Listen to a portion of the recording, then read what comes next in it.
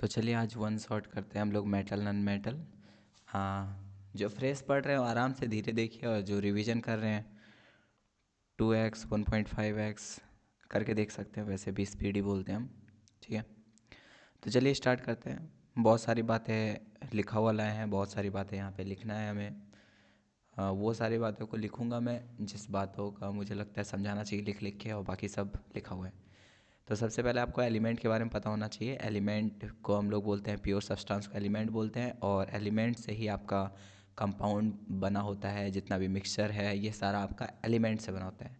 अगर एलिमेंट का क्लासिफिकेशन करेंगे on the basis of physical properties या फिर केमिकल प्रॉपर्टीज़, तो हम एलिमेंट को दो सेक्शन में बांट सकते हैं। बांटने का तो और भी बांट सकते थे, लेकिन फ़िलहाल ये चैप्टर के हिसाब से हम लोग बोलेंगे इसको बांट सकते हैं हम लोग मेटल के कैटेगरी में और नॉन मेटल के कैटेगरी में। अगर मेटल बोलते हैं तो मेटल जैसे ही आपके दिमाग में पड़ेगा तो कुछ एग्जांपल आपके दिमाग में याद आना चाहिए, जैसे mercury, gallium, copper, gold, iron वगैरह। ठीक है, आगे अब देखिए, मेटल के बारे में इस चैप्टर में आपको पढ़ना है, फिर नॉन मेटल के बारे में पढ़ना है। तो मेटल के बारे में क्या पढ़ना है? मेटल के बारे में पहले फिजिकल प्रॉपर्टी पढ़ना है, वो दिखता कैसे है, उसका बिहेवियर कैसा है, मतलब लॉट्स ऑफ थिंग। और आपका केमिकल प्रॉपर्टीज़ पढ़ना है मेटल का, मतलब उसका रिएक्टिविटी, रिएक्शन किस एलिमेंट के साथ कैसा है। तो सबसे पहले फिजिकल स्टेट देखते हैं मेटल का। मेटल जो है आपका सॉलिड रहता है आपका रूम टेम्परेचर पे। रूम टेम्परेचर मतलब जिस टेम्परेचर पे अभी हम लोग रह रहे हैं उस टेम्परेचर पे आपका ये सॉलिड रहता है। एग्जांपल आपका सोडियम हो गया, एल्युमिनियम, मैग्नीशियम और पोटासियम। लेकिन एक्सेप्शन भी है, कुछ कुछ ऐसे मेटल भी पाए जाते हैं जो कि रूम टेम्परेचर पे सॉलिड नहीं रहते हैं, जैसे कि मरकरी हो गया, गैलियम हो गया, सीजियम हो गया। ये एनसीईआरटी का एग्जांपल है, इसको याद रखिए, और इसी सबसे क्वेश्चन भी बनता है। दूसरा, मेटल जो होता है वो लश्चरस होता है। इसका मतलब, लश्चरस का मतलब होता है ये इसका सरफेस शाइनी होता है। एग्जांपल के तौर पे गोल्ड का आप इस्तेमाल करते हैं क्योंकि वो ज़्यादा शाइन कर रहा होता है। कॉपर हो गया, सिल्वर हो गया, सिल्वर मतलब चांदी, ये लश्चर होता है, ये मतलब मेटल लश्चर होता है। आगे, malleable, metal are malleable. Malleable कहने का मतलब है कि मेटल को हम लोग अगर पीट पीट करके बनाना चाहें तो ये पतला पतला चादरों में कन्वर्ट किया जा सकता है। जैसे कि गोल्ड हो गया, सिल्वर हो गया, ये सब बहुत ज़्यादा एकदम इसको पतला कर सकते हैं। डक्टिलिटी का बात करते हैं तो मेटल को हम लोग थिन थिन यानी पतले पतले तारों में कन्वर्ट कर सकते हैं। एग्जाम्पल आपका एनसीईआरटी बुक में ऐसा दिया था कि अगर आप 1 ग्राम गोल्ड लेकर के आएंगे तो लगभग 2 किलोमीटर वायर लंबा खींच सकते हैं। मेटल वैसे हार्ड होता है, ठीक है, लेकिन कुछ कुछ एग्जांपल है जो कि मेटल हार्ड नहीं होता है। इस एक्सेप्शन के तौर पे इसको याद रखिएगा आप, जैसे सोडियम हो गया, पोटासियम हो गया, इसको आप चाकू से भी काट सकते हैं तो काय का हार्ड कहलाएगा भाई। एनसीईआरटी में एक लाइन लिखा हुआ है कि जो आप वायर इस्तेमाल करते हैं उसके ऊपर एक कवरिंग होता है रबर लाइक सब्सटेंस का। उस रबर लाइक सब्सटेंस को हम लोग पीवीसी के नाम से जानते हैं, जिसका फुल फॉर्म होता है पॉलीविनाइल क्लोराइड। चलिए अब हम लोग आगे देखते हैं। मेटल जो है वो साउंड भी प्रोड्यूस करता है, इसीलिए हम इसको सोनोरोस बोलते हैं। मतलब मेटल साउंड प्रोड्यूस कर रहा है, that's why we are calling it सोनोरोस।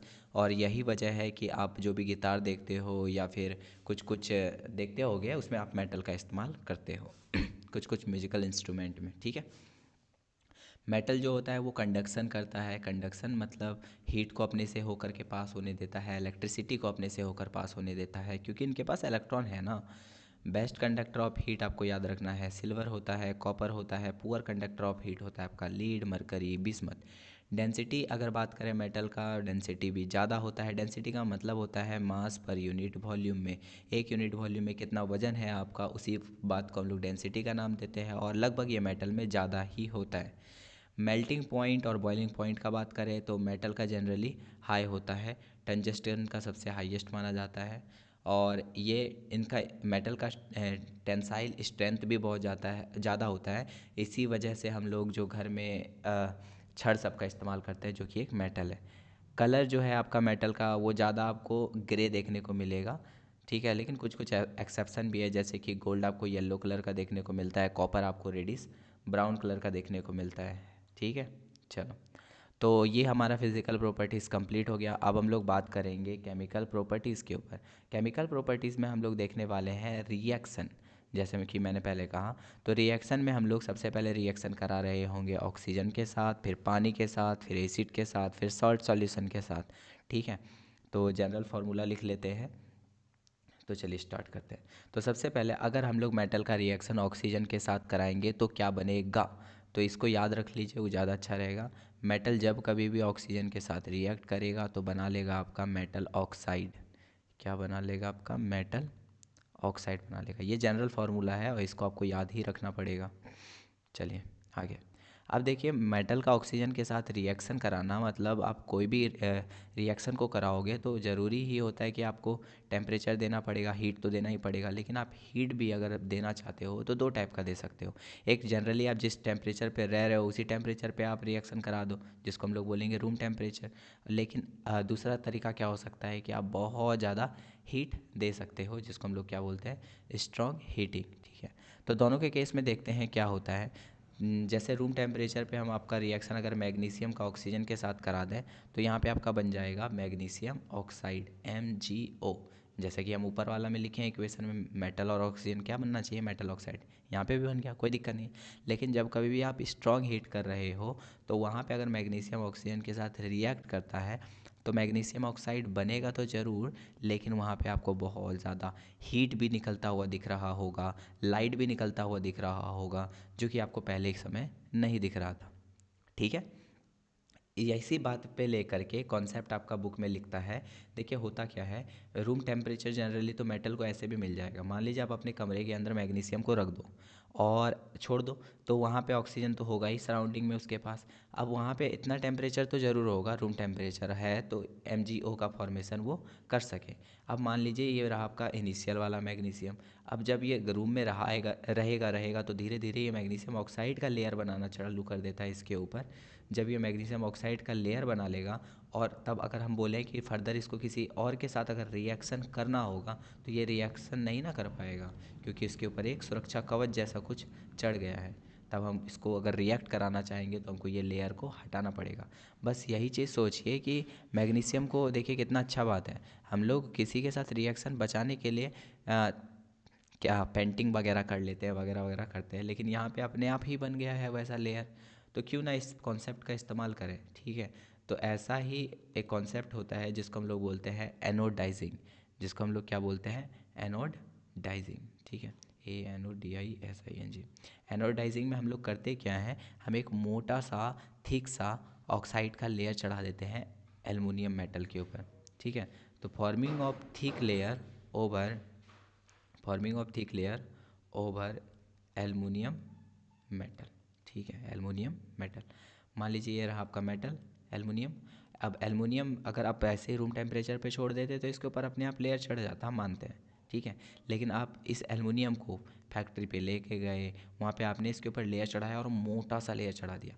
अब मोटा सा लेयर चढ़ा दिया तो क्या ये ख़राब जल्दी होगा एल्युमिनियम मेटल, नहीं होगा ना। तो इसी कॉन्सेप्ट के ऊपर बेस्ड होता है एनोडाइजिंग। और होगा क्या, आप सपोज करो कि इसके ऊपर एक मोटा सा थिक सा लेयर हम लोग चढ़ा दिए और अगर इसी चीज़ का इस्तेमाल करके हम क्या बोलते हैं, कुकिंग यूटेंसिल बनाए, जैसे कि कुकर वगैरह बना दें, तो कुकर भी आपका जल्दी ख़राब ना होगा, क्योंकि उसके ऊपर एक सुरक्षा कवच जैसा कुछ बन गया है। ठीक है, चलिए अब आगे देखते हैं। और अगर हम लोग ऑक्सीजन के साथ रिएक्शन करा ही रहे हैं तो मेटल ऑक्साइड जैसा कुछ बना, तो चलिए एक काम करते हैं, थोड़ा सा इसको और डिस्कस कर लेते हैं। ठीक है, तो देखिए, हमने ये बोला आपको कि अगर कभी भी मेटल ऑक्सीजन के साथ रिएक्ट होगा तो क्या बनेगा, मेटल ऑक्साइड। अब मेटल ऑक्साइड का जो नेचर होता है ना, वो नेचर होता है आपका बेसिक। कैसा होता है, बेसिक। ये बात हम लोग पढ़े थे एसिड बेस एंड सॉल्ट में। लेकिन कुछ कुछ ऐसा मेटल ऑक्साइड है, जैसे कि एग्जांपल के तौर पे ZNO जिंक मेटल ऑक्साइड हो गया, Al2O3 ये भी आपका मेटल का ऑक्साइड है। ये आपका बेसिक तो है ही, साथ ये एसिडिक भी है। इसके पास दोनों टाइप का नेचर होता है, और ऐसा ऑक्साइड जिसके पास दोनों टाइप का नेचर हो उसको हम लोग बोलते हैं एम्पोटेरिक ऑक्साइड। उसको हम लोग बोलते हैं एम्पोटेरिक ऑक्साइड। इसको याद रखना है, एम्पोटेरिक ऑक्साइड का एग्जांपल क्या है। अब एम्पोटेरिक ऑक्साइड हम इसको कैसे बोल रहे हैं, क्योंकि इसके पास दोनों टाइप का नेचर है। Those oxide which behave like both acidic as well as basic are known as amphoteric oxide. लेकिन कैसे पता चला कि ZNO आपका एसिडिक है और कभी बेसिक है, तो इसको हम लोग करा के देखें। जैसे आप मान लो रिएक्शन करा के देख लेते हैं। अभी हम सोचते हैं अगर इसका रिएक्शन हम HCl के साथ करा दें, ठीक है, HCl तो आप एसिड मानते हो कि नहीं मानते हो? हाँ। अब जब ये रिएक्शन करता है तो रिएक्शन करने के बाद ये बनाता है ZnCl2 और बनाता है आपका H2O। अब प्रोडक्ट को थोड़ा सा गौर करना आप, प्रोडक्ट को जब गौर करोगे तो सारा दूध का दूध पानी हो जाएगा। जैसे ZnCl2 है, इसको आप सॉल्ट बोलोगे ही, और H2O ये तो आपका वाटर हो गया। अब याद करने का कोशिश करो, ये कौन सा रिएक्शन होगा जिसमें कि सॉल्ट और वाटर बनता था product? Neutralisation reaction. Neutralisation reaction में क्या होता था, एक तरफ हम लोग एसिड लेते थे और एक तरफ हम लोग क्या लेते थे, बेस लेते थे। फिलहाल लेफ्ट साइड जब हम लोग देख रहे हैं तो एसिड तो साफ साफ झलक रहा है, इसका मतलब ZnO क्या रहा होगा, बेस रहा होगा। मतलब यहाँ से हम ये बात का कंफर्मेशन दे रहे हैं आपको कि ZnO एक्चुअल में यहाँ पे कैसा एक्ट कर रहा है, लाइक ए बेस। बट दूसरा रिएक्शन जब हम आपको ZnO के साथ कराएंगे तो आपका आँख खुला का खुला रह जाएगा। जैसे ZnO का रिएक्शन अगर आप NaOH के साथ करा दोगे तो बताओ NaOH क्या है? ये तो बच्चा बच्चा को पता होता है, NaOH इज ए बेस। अब यहाँ पे जो प्रोडक्ट बनता है ना भाई साहब, वो क्या बनता है, वो बनता है सोडियम जिंकेट Na2ZnO2 और बना लेता है आपका वाटर। अगेन से ये वाला सॉल्ट बन गया और अगेन से ये वाला आपका बन गया है वाटर। सॉल्ट और वाटर बन रहा है, इसका मतलब बेशक सा बात है, लेफ्ट हैंड साइड पे आपका एक बेस रहा होगा और दूसरा क्या रहा होगा, एसिड रहा होगा। बेस तो हमको यहाँ पे दिख रहा है, इसका मतलब ZnO कैसा एक्ट किया होगा, एसिड के जैसा। आप पहला रिएक्शन में ZnO को बेस बोले, आप सेकेंड वाले रिएक्शन में आप इसको एसिड बोल रहे हो। तो ऐसा नहीं लग रहा है कि कभी ये एसिड कभी ये बेस, ZnO दोनों की तरह एक्ट कर रहा है। इसका मतलब ये इसको हम लोग क्या बोलेंगे, एम्फोटेरिक ऑक्साइड। Al2O3 के साथ भी यही कहानी होता है, इसीलिए हम इसको इसके साथ में रख दिए हैं। ठीक है। अब हम लोग देखने वाले हैं कि जैसे कि हम लोग यहाँ पे बताए थे ना आपको कि हम लोग मेटल का अगर हीट करें रूम टेम्परेचर पे या फिर इसको स्ट्रॉन्ग हीट करें तो कुछ कुछ प्रोडक्ट में डिफरेंस, मतलब ऑक्साइड तो दोनों के केस में बनेगा लेकिन कुछ कुछ अंतर हो जाता है। जैसे कि मान लो आप मैग्नीशियम को नॉर्मल हीट करो तो एक पतला सा लेयर चढ़ जाएगा और क्या ही होगा। लेकिन जब आप उसको स्ट्रॉन्ग हीट कर दोगे, बहुत ज़्यादा हीट करोगे, तो वो बहुत चमकदार रोशनी के साथ जल रहा होगा। तो कुछ कुछ अलग अलग बातें देखने को मिलेगा। तो वो सब कुछ बात है, अगर आपको लगता है याद करना चाहिए तो याद कर लीजिएगा। जैसे कि देखिए पहला वाला जैसे कि देखिए पहला वाला आपको एक्टिविटी सीरीज तो याद होगा ही ना, जैसे काशी, नाथ, का, माली, आलू, जरा, फीका, पकाता है एक्चुअली में मेटल नहीं है इसीलिए इसको यहाँ पे हम नहीं रखे हैं। हाई कोर्ट है, हाई कोर्ट है आपका, ये कुछ ट्रिक था तो लिखे हैं। अब पोटासियम से कभी भी अगर आपका ऑक्साइड बनने वाला है तो K2O, ये सब कुछ फॉर्मूला हम साइड में लिख दिए हैं। याद क्या रखना है कि जो पोटासियम ऑक्साइड का कलर होगा कंपाउंड का, वो येलो होगा। और अगर उसको हम लोग रूम टेम्परेचर पे हीट कर रहे होंगे तो कुछ तो फ्लेम आ रहा होगा जलने का, तो उसका फ्लेम का कलर होगा लिलिक या फिर पेल पर्पल। लेकिन सोडियम के केस में कैसा फ्लेम आ रहा होगा, ऑरेंज या फिर गोल्डन येलो। उसके बाद कैल्शियम से लेके आपको याद रखना है प्लेटिनम तक, यहाँ से यहाँ तक आपका कोई भी फ्लेम आने वाला नहीं है। हम किस वाले टेम्परेचर पे बात करें, रूम टेम्परेचर। लेकिन जब कभी भी हम इसको इन्हीं सारी मेटल को स्ट्रॉन्ग हीट देंगे तो देखिए क्या होगा, ऑक्साइड का तो ऐसा ही कलर रहेगा जैसा कि आपने रूम टेम्परेचर पे हीट करके देखा, लेकिन फ्लेम का भी कलर वही रहेगा। जैसे कि वहाँ पे हम लोग पोटासियम का क्या याद किए थे, लिलिक और पेल पर्पल। सोडियम के केस में क्या याद किया, ऑरेंज और गोल्डन येलो। लेकिन कैल्शियम, मैग्नीशियम, इन सब का कुछ कुछ कलर चेंज हो जा रहा है, तो इस बात को भी ध्यान रख लीजिएगा। देखिए क्योंकि स्ट्रॉन्ग हीट कर रहे हैं तो यहाँ पे पहला जो दो मेटल है जो कि है आपका पोटासियम और सोडियम, बहुत जल्दी रिएक्ट कर लेता है, हाई विगरसली रिएक्ट करता है। लेकिन कैल्शियम से लेके एल्युमिनियम तक ये थोड़ा विगरसली, मतलब तेज़ करता है, उतना ज़्यादा तेज़ नहीं करता है। अब बाकी ये सब जो इसके नीचे वाला हो गया मेटल, ये सब भी रिएक्ट करता है लेकिन उतना तेज़ से रिएक्टिविटी नहीं रिएक्ट करता है। चलिए अब आगे देखते हैं। ये हम लोग देखें, रुकिए 5 मिनट, जोर का खांसी आ गया था। चलिए आगे देखते हैं। हाँ, तो हम लोग रिएक्शन करा लिए अभी तक में, मेटल का रिएक्शन ऑक्सीजन के साथ कराए। अब हम लोग देखने वाले हैं मेटल का रिएक्शन वाटर के साथ। अब मेटल का रिएक्शन किसके साथ देखने वाले हैं, वाटर के साथ। तो चलिए स्टार्ट करते हैं। मेटल का रिएक्शन जो वाटर के साथ होगा ना, उसमें याद क्या रखना है कि जब कभी भी मेटल का रिएक्शन H2O के साथ, जैसे जनरल फार्मूला पिछले बार लिखे थे ना वैसे लिखते हैं यहाँ पे, मेटल जब कभी भी वाटर के साथ रिएक्ट करेगा तो बना लेगा आपका मेटल का ऑक्साइड। क्या बना लेगा, मेटल का ऑक्साइड। और दूसरा जो प्रोडक्ट बनने वाला है वो बनेगा आपका हाइड्रोजन गैस। ठीक है। अब मान लीजिए ये मेटल ऑक्साइड और ज़्यादा रिएक्ट करने के लायक था, तो यही वाला मेटल ऑक्साइड अगर रिएक्ट करेगा अगेन, बहुत सारा पानी है ना हमारे पास, पानी के साथ, तो फिर आपका बना लेगा मेटल हाइड्रो ऑक्साइड। क्या बना लेगा आपका? Metal hydro oxide. ठीक है, और हाइड्रोजन गैस तो पहले से बन आ ही रहा है। क्या एक एग्जांपल हम लोग देख सकते हैं? बिल्कुल आप देखिए, इसीलिए तो हम बता ही रहे हैं। मान लीजिए मेटल के रूप में हम एक मेटल को चुनते हैं जो कि है आपका सोडियम। ठीक है, अगर आप सोडियम का रिएक्शन वाटर के साथ करा रहे हो तो पहला बात में तो ये बन रहा होगा Na2O3 जो कि एक ऑक्साइड है मेटल का। अगर मेटल, वही मेटल का ऑक्साइड अगेन से वाटर के साथ रिएक्ट करता है तो मेटल हाइड्रोक्साइड बनेगा, जिसका फॉर्मूला होता है NaOH और H2। ये है आपका फाइनल रिएक्शन, ये है आपका फाइनल रिएक्शन। ठीक है, अब देखो जैसे वहाँ पे आपने स्ट्रॉन्ग हीटिंग करा था, रूम टेम्परेचर पे हीट करा था, वैसे ही वाटर के साथ अगर रिएक्ट कराना है तो वाटर भी आपको 3 फॉर्म में देखने को मिल सकता है। या तो आप ठंडा पानी के साथ करा रहे होगे, या तो आप गर्म पानी के साथ करा रहे होगे, या फिर आप स्टीम के साथ करा रहे होगे, मतलब भाप के साथ करा रहे होगे। ठीक है, तो सबसे पहले देखते हैं, सारा मेटल वैसे नहीं ठंडा पानी के साथ रिएक्ट करता है। जो जो ठंडा पानी के साथ रिएक्ट करता है वो उसका उसका नाम लिखते हैं। जैसे कि पोटासियम होता है, जैसे कि आपका सोडियम होता है, और जैसे कि आपका होता है कैल्शियम। रिएक्टिविटी सीरीज में ये सब है कुछ मेटल जो कि आपका रिएक्ट कर लेगा ठंडा पानी। किसी एक मेटल का एग्जाम्पल ले लेते हैं। मान लीजिए के, कभी भी, मतलब के मतलब क्या है भाई, ये पोटासियम है ना, ये कभी भी अगर रिएक्ट किया ठंडा पानी के साथ तो बना लेगा KOH और H2 गैस। ठीक है, चलिए, होता क्या है कि पोटासियम और पानी इतना जल्दी रिएक्ट करता है, तो ये एक्जोथर्मिक रिएक्शन होता है। ये कैसा रिएक्शन होता है? एक्जोथर्मिक रिएक्शन होता है।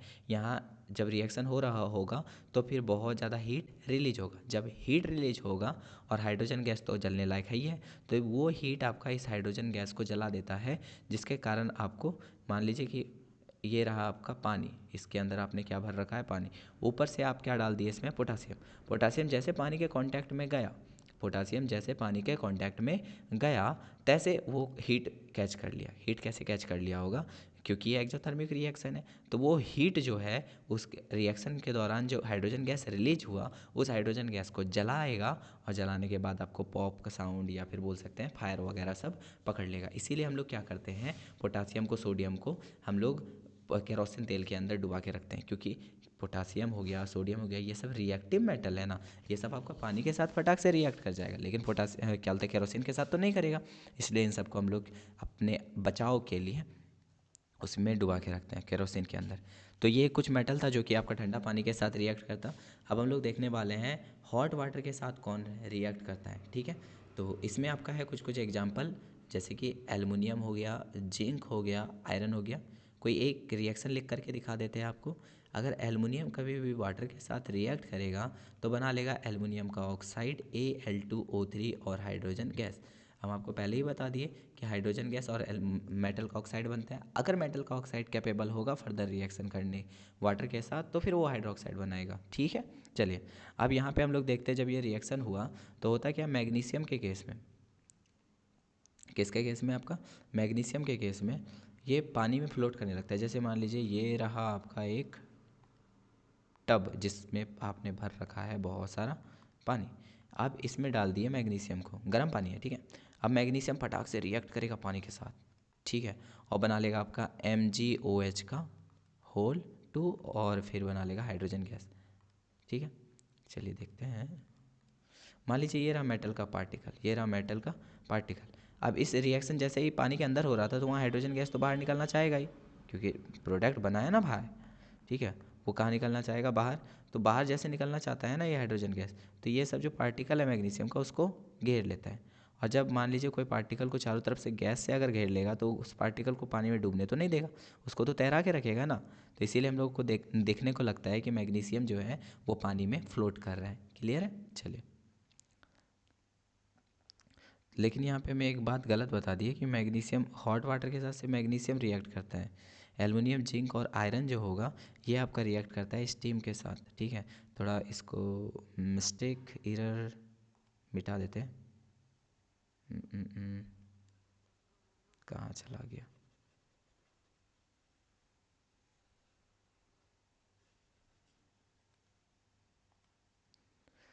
तो हम लोग ये बोल रहे थे, थोड़ा सा फिर से ध्यान दे दीजिएगा। अगर हम वाटर के साथ रिएक्शन करा रहे थे, कोल्ड वाटर के साथ, हॉट वाटर के साथ और स्टीम के साथ। कोल्ड वाटर के केस में तो हम लोग देखें कि पोटासियम, सोडियम और कैल्शियम जो कि रिएक्ट कर लेता है। हॉट वाटर के साथ आपका कौन करता है, ये मैग्नीशियम करता है, ठीक है।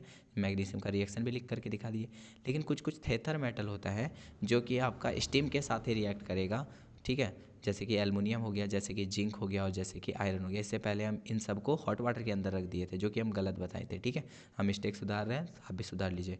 एल्युमिनियम का रिएक्शन जब कभी भी वाटर के साथ होगा तो बना लेगा आपका Al2O3 और H2 गैस। सिमिलरली जिंक के साथ, आयरन के साथ यही बनता है, ठीक है।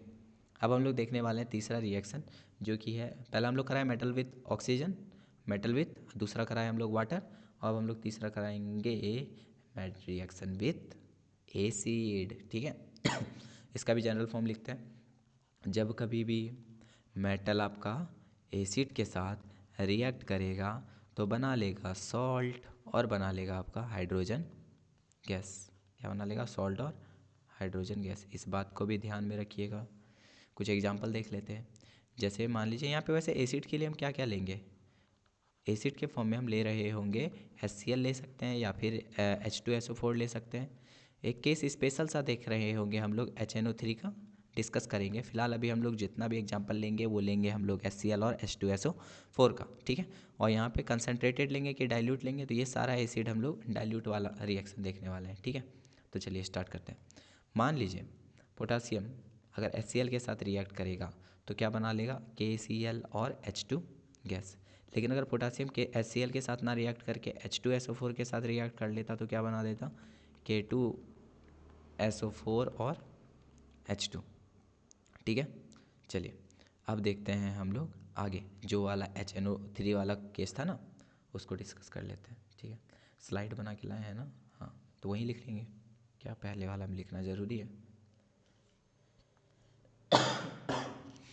तो चलिए HNO3, तो सबसे पहले HNO3 के बारे में आपको कुछ जान लेना चाहिए। ये आपका स्ट्रॉन्ग एसिड तो है ही, साथ एक स्ट्रॉन्ग ऑक्सीडाइजिंग एजेंट भी है। HNO3 is a strong oxidising agent.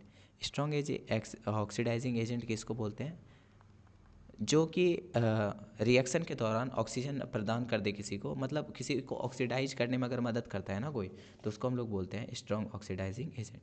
करेगा ये क्या, मान लीजिए आपके पास हाइड्रोजन है, उसको ये ऑक्सीजन दे देगा और ये H2 ऑक्सीजन लेकर के H2O बना लेगा। यानी कि पहले हाइड्रोजन के पास ऑक्सीजन नहीं था, लेकिन अब आपको क्या दिख रहा होगा, ऑक्सीजन, यानी कि हाइड्रोजन को क्या कर दिया है, ऑक्सीडाइज। तो जैसे अभी तक में हम लोग देखे थे, जब कभी भी मेटल रिएक्ट करता है एसिड के साथ तो क्या बनता है आपका, सॉल्ट बनता था और फिर हाइड्रोजन गैस बनता था। इससे पहले हम लोग यही भी लिखे थे। लेकिन ये तभी होता है जब आपका एसिड रहेगा, लेकिन एसिड कौन सा रहना चाहिए, HCl और HNO3। लेकिन जब आप एसिड में HNO3 को ले लेते हो तो आपका सॉल्ट बनता है, ठीक है, कोई दिक्कत नहीं है। लेकिन H2 ना बन करके H2O बन जाता है, ठीक है। और क्या बन जाता है एक्स्ट्रा, नाइट्रोजन वाला कोई कंपाउंड बन जाता है। हो सकता है NO बन जाए, या फिर हो सकता है NO2 बन जाए, या फिर N2O बन जाए। नाइट्रोजन से रिलेटेड कोई भी कंपाउंड बन जाएगा। जैसे कि मान लीजिए कि एग्जांपल करके दिखा देते हैं। जिंक है मेटल, अगर ये तो आपका HNO3 के साथ रिएक्ट कर लिया तो आपका एक सॉल्ट बनना चाहिए, जिंक नाइट्रेट बन गया, कोई दिक्कत नहीं है, ZnNO3 का होल 2, और आपका बन गया पानी, क्योंकि हाइड्रोजन गैस बनना चाहिए था लेकिन यहाँ पे क्या बन गया, पानी बन गया। और एक कंपाउंड बन रहा है जो कि आपका NO2, ठीक है, ये बात ध्यान में रखना है। लेकिन अब एक और स्पेशल केस है जिसमें कि आपका वापस से हाइड्रोजन गैस बन सकता है। वो स्पेशल केस क्या है बताते हैं। मान लीजिए आप जिंक लिए, पोटासियम लिए, इन सब को ना लेकर के कुछ मेटल को आप फिक्स कर लो, मैग्नीशियम ले लो या फिर मैंगनीज ले लो, और इसका रिएक्शन आप HNO3 के साथ अगर डाइल्यूट HNO3 के साथ कराओगे तो यहाँ पे आपका बन जाएगा नॉर्मली जैसा बनता है। जैसे मान लो मैग्नीशियम है या फिर मैंगनीज है, तो मैंगनीज से बन जाएगा MnNO3 का होल 2, मैंगनीज नाइट्रेट, और अब इस बार H2O ना बन करके H2 गैस ही बन जाएगा, जैसे नॉर्मल सारा पहले रिएक्शन हम लोग देखे थे। तो ये सिर्फ मैंगनीज और मैग्नीशियम के साथ होता है, बाकी सारा मेटल के साथ पानी बना लेता है और नाइट्रोजन वाला कंपाउंड बना देता है, ठीक है। एक और चीज़ जो आपका NCERT बुक में लिखता है, तो ये लिखा हुआ है एक्वारेजिया के बारे में। एक्वारेजिया भी हम लोग समझ लेते हैं। एक्वारेजिया एक्चुअल में होता क्या है, इसको हम लोग रॉयल वाटर के नाम से भी जानते हैं, ठीक है, रॉयल वाटर। एक्वारेजिया एक्चुअल में एक मिक्सर है, एक्वारेजिया इज ए मिक्सर, ठीक है। Aqua regia is a mixture. Mixture किसका है? दो गो एसिड का, मिक्सचर ऑफ एसिड। और एसिड में भी आपको फिक्स कर दिए हैं हम, HCl ले सकते हो, आप ले सकते हो HNO3। और कोई भी चीज़ का आप मिक्सचर ले रहे हो तो कुछ कुछ पार्ट तो किसी का होना चाहिए ना, किसी का ज़्यादा किसी का कम।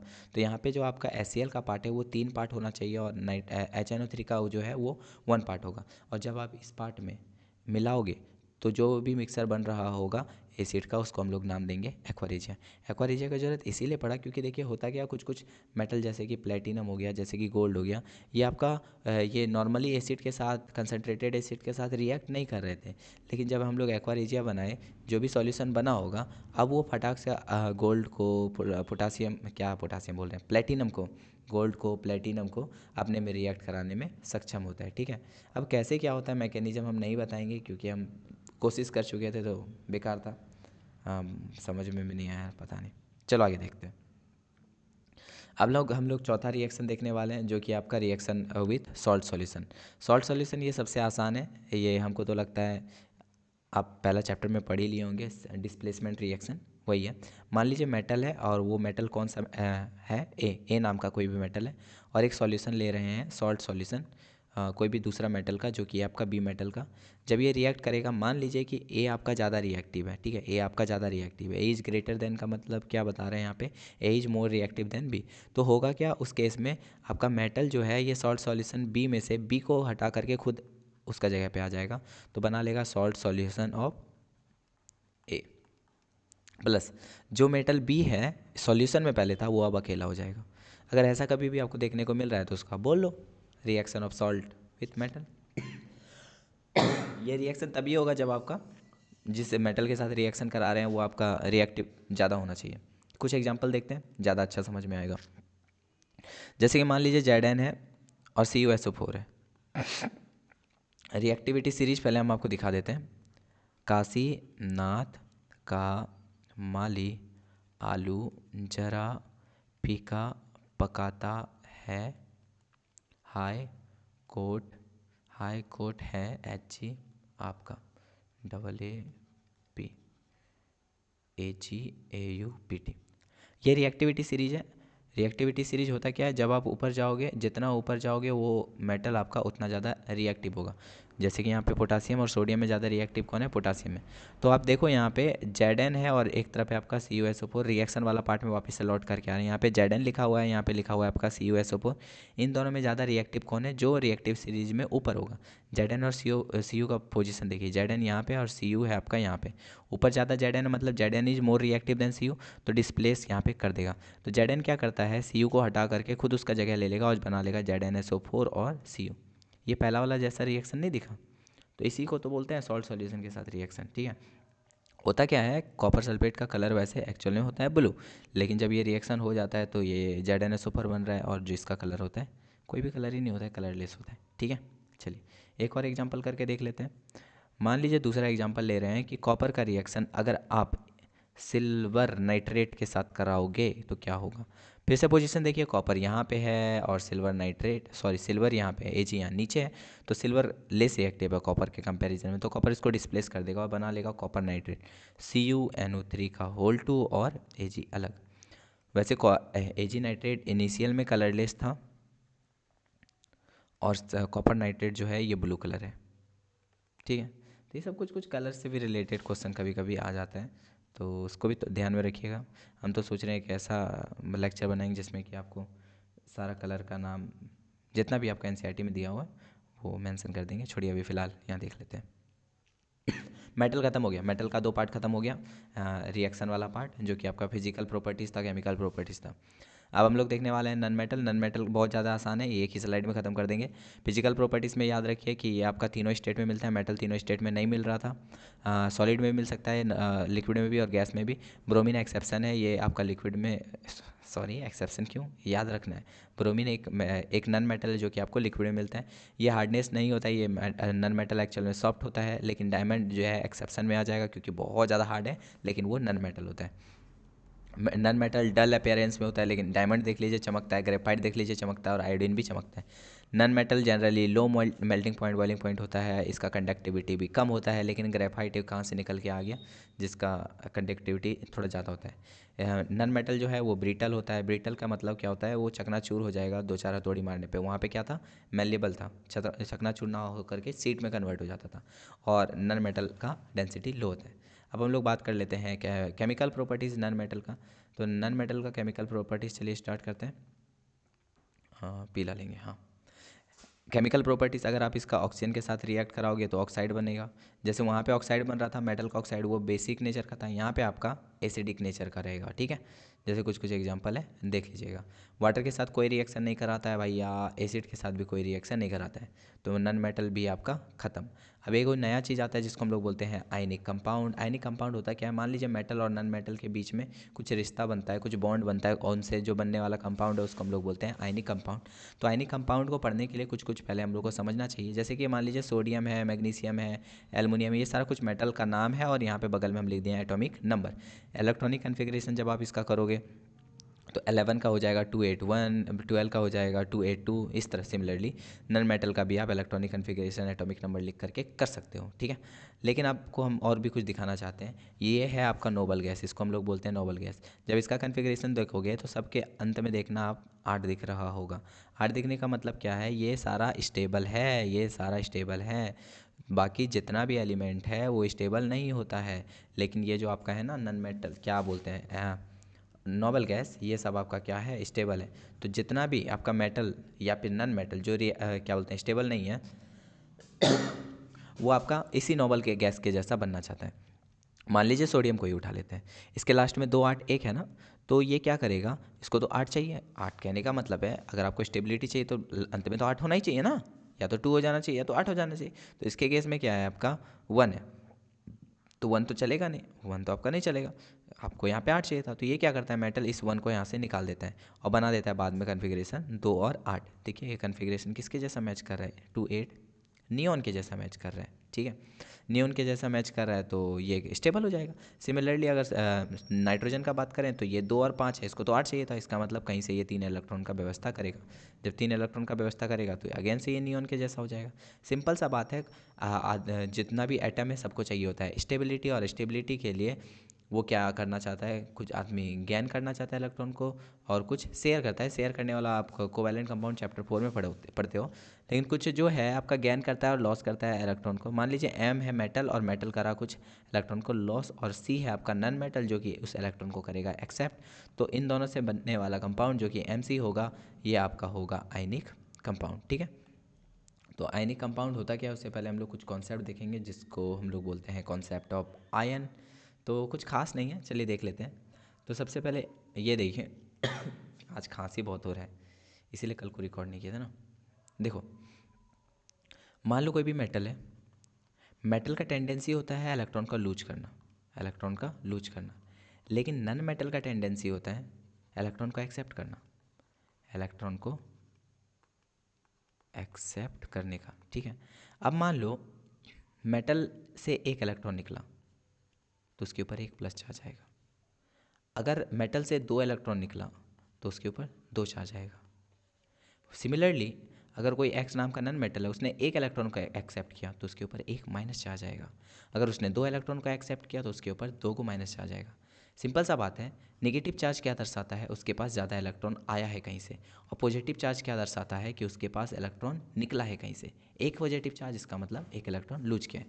अब देखिए होता क्या है, मान लीजिए कोई भी एटम है और उस एटम ने इलेक्ट्रॉन को लूज किया। जब इलेक्ट्रॉन लूज करेगा तो क्या बनेगा, प्लस चार्ज या माइनस चार्ज, बेशक सा बात है प्लस चार्ज रह जाएगा।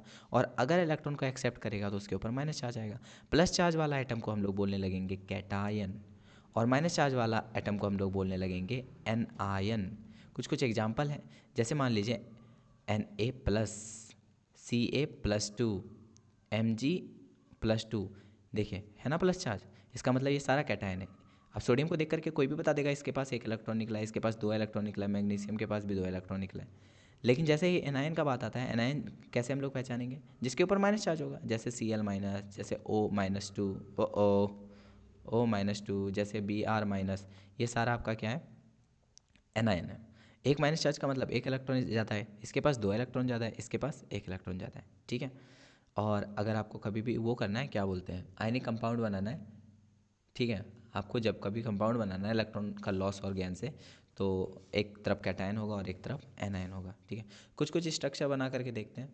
तो सबसे पहले हम लोग देखेंगे NaCl बनाते कैसे हैं, देख लीजिए। चलिए स्टार्ट करते हैं। NaCl के केस में आपका दो चीज़ दिख रहा है, एक Na दिख रहा है जिसका एटॉमिक नंबर 11 होता है, इसका कन्फिग्रेशन आप करोगे तो 2 8 1 आएगा। अगर आपको इसमें से स्टेबिलिटी चाहिए तो क्या करोगे, ये हो जाएगा आपका 2 और 8, क्योंकि एक इलेक्ट्रॉन ये लूज कर देगा, एक इलेक्ट्रॉन लूज किया इसका मतलब इसके ऊपर प्लस चार्ज वन आ जाएगा। वैसे ही आपका यहाँ पे दूसरा Cl था, तो Cl का एटॉमिक नंबर 17 होता है, तो उसका कन्फिग्रेशन हो जाएगा 2 8 और 7। तो Cl को भी एक वो चाहिए होगा ना, स्टेबिलिटी, तो Cl क्या हो जाएगा आपका 2 8 8 में कन्वर्ट हो जाएगा। यहाँ 7 है तो कोई इलेक्ट्रॉन एक दे देगा ना इसको, तो एक इलेक्ट्रॉन का एक्सेप्ट किया तो एक माइनस चार्ज आ जाएगा। अब होता क्या है, मान लीजिए कि एक सोडियम का हम बात करते हैं, सोडियम का बाहर वाला जो सेल है उसमें कितना इलेक्ट्रॉन है, 1, तो इस 1 इलेक्ट्रॉन को हम यहाँ पे रिप्रेजेंट कर देते हैं एक डॉट से। और वैसे ही आप क्लोरीन है, क्लोरीन का बाहर में आपका 7 इलेक्ट्रॉन दिख रहा है, इसको आप रिप्रेजेंट करो 7 इलेक्ट्रॉन को। तो दोनों अलग करने के लिए हम यहाँ पे क्रॉस का इस्तेमाल करते हैं, 1 2 3 4 5 6 और 7। अब बताओ आप कि किसको इलेक्ट्रॉन का ज़रूरत है, बेसिक सा बात है क्लोरीन को। तो सोडियम क्या करेगा, बोलेगा मेरे पास भैया एक एक्स्ट्रा इलेक्ट्रॉन है, ले लो। तो जैसे ही लेगा तो सोडियम के ऊपर आ जाएगा प्लस चार्ज, और Cl के ऊपर आपका 8 इलेक्ट्रॉन पूर गया, 1 2 3 4 5 6 और 7 8। तो इसी स्ट्रक्चर को हम लोग नाम दे देंगे NaCl का, इसी स्ट्रक्चर को नाम दे देंगे हम लोग NaCl का, और यही आपका लुईस डॉट स्ट्रक्चर है, ठीक है। वैसे ही MgCl2 में आप Mg का कर लोगे, Mg का कितना होता है 12, 2 8 2, बाहर से 2 इलेक्ट्रॉन निकलेगा, जब 2 इलेक्ट्रॉन छूटेगा तो बन जाएगा इसके ऊपर +2 चार्ज, और कन्फिग्रेशन हो जाएगा 2 और 8। सिमिलरली अगर क्लोरीन है एक, तो क्लोरीन का होता है 17, जो कि अभी हमने करा था, 2 8 7, ये एक इलेक्ट्रॉन एक्सेप्ट करेगा, तो इसके ऊपर हो जाएगा Cl माइनस। करके देखते हैं। मैग्नीशियम, इसके ऊपर बाहर में कितना नल्ला इलेक्ट्रॉन बैठा हुआ है, 2 ठो एक्स्ट्रा बैठा हुआ है।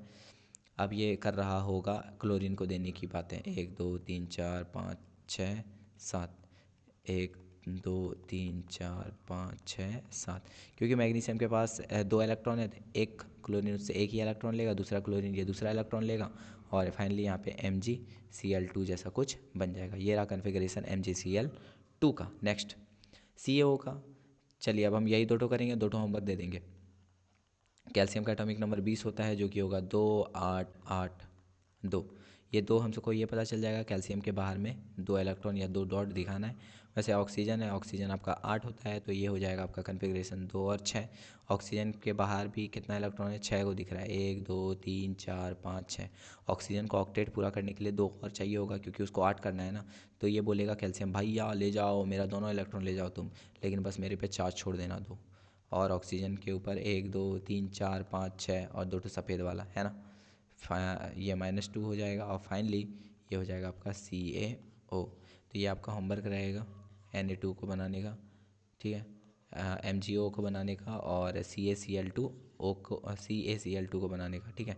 और इतना बना लो ना, उसके बाद लुईस डॉट स्ट्रक्चर में आपको किसी भी तरह का टेंशन नहीं होगा, ठीक है। अभी हम लोग ने क्या क्या पढ़ा, थोड़ा सा देख लो। हम लोग सबसे पहले मेटल पढ़े, मेटल का क्या पढ़े, फिजिकल प्रॉपर्टीज़ पढ़ लिए। मेटल का हम लोग केमिकल प्रॉपर्टीज़ पढ़ लिए। फिर हम लोग बोले कि मेटल और फिर हम लोग नॉन मेटल स्टार्ट किए। नॉन मेटल का भी फिजिकल प्रॉपर्टीज़, नॉन मेटल का भी केमिकल प्रॉपर्टीज़ पढ़ लिए। फिर बोले मेटल और नॉन मेटल से मिलने वाला चीज़ जो भी नाम होगा उसको क्या बोलेंगे, उसको फिर हमने बोला आयनिक कंपाउंड बोलेंगे। आयनिक कंपाउंड को फिर हमने बनाना सीखा, कैसे बनाएंगे, ठीक है, उसका लुईस डॉट स्ट्रक्चर सब सीखा। अब हम लोग देखने वाले हैं कि आयनिक कंपाउंड मान लो बन करके तैयार हो गया है, उसका प्रॉपर्टीज़ कैसा कैसा होने वाला है, उसका गुण कैसा कैसा होने वाला है, वो भी लिखा हुआ है। फटाफट देखते हैं। आयनिक कंपाउंड जो होता है वो सॉलिड होता है रूम टेम्परेचर पे। क्यों होता है, क्योंकि देखो NaCl एक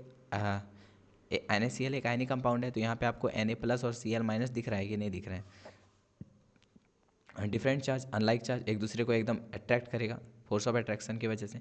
ज़्यादा स्ट्रॉन्ग फोर्स ऑफ अट्रैक्शन, अगर आप मान लो इसको आप क्या करने चाह रहे हो, इसको तोड़ना चाह रहे हो, इसको लिक्विड बनाना चाह रहे हो या गैस बनाना चाह रहे हो, तो ज़्यादा आपको टेम्परेचर देना पड़ेगा ना तोड़ने के लिए, तब ये अलग अलग हो पाएगा। अलग करने के लिए क्योंकि ज़्यादा एनर्जी लग रहा है, इसका मतलब फोर्स ऑफ अट्रैक्शन ज़्यादा है, तो रूम का टेम्परेचर उतना हीट दे नहीं पाता है, इसीलिए बोलते हैं रूम टेम्परेचर पे ये कैसा दिखता है, solid. Melting point boiling point का बात करें तो बहुत ज़्यादा हाई होता है। वजह पूछेगा क्यों ज़्यादा हाई होता है, क्योंकि इन दोनों के बीच में फोर्स ऑफ अट्रैक्शन ज़्यादा होता है। सॉलिबिलिटी के बारे में ये याद रखना है, लाइक डिजॉल्व लाइक, तो NaCl क्योंकि ये भी चार्ज पार्टिकल है, चार्ज पार्टिकल मतलब आयनिक है, तो ये पानी जैसा ही कुछ में घुलेगा। लेकिन BaSO4 AgCl PbI2 ये भी आपका आयनिक कंपाउंड है, लेकिन ये सब आपका केरोसिन पेट्रोल इस सब में सॉल्युबल हो जाता है, ठीक है, जो कि नहीं होना चाहिए था। बाकी सब नहीं होता है, ये सब हो जाता है, तो कुछ एक्सेप्शन होता है। कंडक्टिविटी का बात करें तो एनी कंपाउंड कंडक्ट इलेक्ट्रिसिटी कर सकता है तभी जब सॉल्यूशन कैसा हो, एक्वस या फिर मोल्टेन हो। एक्वस और मोल्टेन में बहुत बच्चा कन्फ्यूज रहता है, पता नहीं क्यों, लेकिन चलो देखते हैं। मान लो आपके पास नमक है, ठीक है, आपने नमक को बहुत ज़्यादा हीट किया, इतना ज़्यादा हीट किया कि वो लिक्विड जैसा फ्लो हो रहा है, ठीक है, तो उस समय जो हीट करके जो लिक्विड बना दिया आपने, तो उसको आप बोलोगे मोल्टेन स्टेज। क्या बोलोगे आप, मोल्टेन स्टेज। लेकिन जब कभी आपने नमक को पानी में मिलाया, फिर भी तो वो लिक्विड जैसा ही कुछ बन गया ना, लेकिन दोनों लिक्विड में अंतर है। तो पहला वाला लिक्विड वाले को बोल रहे थे मोल्टेन स्टेज, लेकिन नया वाला में अभी जो पानी मिला दिया हम इसको बोलते हैं एक्वस स्टेज, ठीक है, एक्वस स्टेज। तो उम्मीद करते हैं इसमें कन्फ्यूजन खत्म हो गया होगा। अब देखिए हम लोग देखिए मेटल पढ़ लिए, सब चीज़ पढ़ लिया, आयनिक कंपाउंड भी पढ़ लिया, आयनिक कंपाउंड का प्रॉपर्टीज़ भी पढ़ लिए, ठीक है। अब हम लोग देखते हैं, मान लीजिए मेटल के बारे में बात करते हैं, तो मेटल मिलता कहाँ से है, तो धरती से मिलता है। तो धरती में क्या ये फ्री मिलता है, नहीं, फ्री में नहीं मिलता है। हो सकता है फ्री भी मिले या फिर किसी के कोई दूसरा मेटल नॉन मेटल के साथ कॉम्बाइंड स्टेज में भी मिल सकता है। जैसे गोल्ड सिल्वर प्लेटिनम का बात करें तो ये सब ज़्यादा रिएक्टिव नहीं है, तो ये फ्री मिल जाता है, इसको हम लोग नोबल मेटल के नाम से भी जानते हैं, ठीक है। लेकिन कुछ कुछ फ्री नहीं मिलता है, तो फ्री करना पड़ता है, उसको साफ सुथरा करना पड़ता है। तो सबसे पहले कुछ टर्म देख लेंगे हम लोग, जैसे कि मिनरल किसको बोलते हैं, धरती से जो भी निकल रहा है, जो भी मटेरियल हम लोग का नेचर से मिल रहा है, जिसमें कि आपको मेटल मिलता है या फिर मेटल से मिलने वाला कंपाउंड मिलता है, तो उस चीज़ को हम लोग बोलते हैं मिनरल। वैसे ही और मिनरल ही होता है, लेकिन ऐसा मिनरल जिससे कि आप मेटल को एकदम आसानी से निकाल सकते हो, आपको फ़ायदा हो, आप आसानी से निकाल सको, उसको हम लोग बोलते हैं। और एक स्टेटमेंट जो अक्सर पूछा जाता है वो ये है कि जितना भी और है वो सारा मिनरल हो सकता है, लेकिन सारा मिनरल और नहीं होगा, ठीक है। अगर ये सब स्टेटमेंट में दिक्कत हो रहा है तो भैया आपने साल भर क्या किया है। चलिए ठीक है, आगे देखते हैं।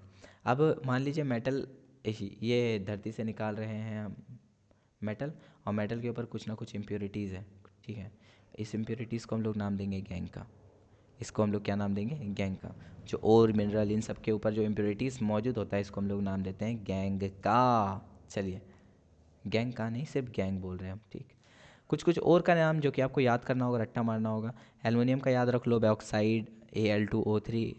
जिंक का याद कर लो, जिंक ब्लेंडी जिसको Zn बोलते हैं, कैलामाइन ZnCO3 बोलते हैं।